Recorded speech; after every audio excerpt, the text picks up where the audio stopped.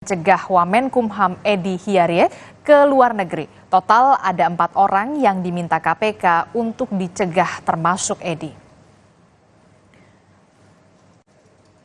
Kabag Pemberitaan KPK Ali Fikri menjelaskan pencegahan diajukan KPK selama 6 bulan sejak 29 November 2023. KPK menyebut kasus dugaan gratifikasi dengan terlapor Edy Hiarie ini sudah naik ke tahap penyidikan. Ada 4 tersangka dalam kasus ini yang semuanya juga sudah dicegah ke luar negeri termasuk Edy.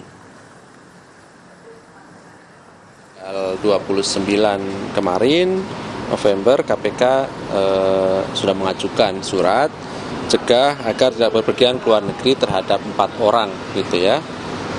Dan ini pencegahannya berlaku selama 6 bulan ke depan. Sejak tanggal 29 November 2023 dilakukan tentu dalam rangka kebutuhan proses penyidikan agar para pihak ini yang dicegah tetap berada di dalam negeri sehingga kelancaran proses penyidikan yang sedang kami lakukan ini bisa sesuai dengan target waktu yang sudah ditentukan oleh teman-teman tim penyidik KPK gitu ya.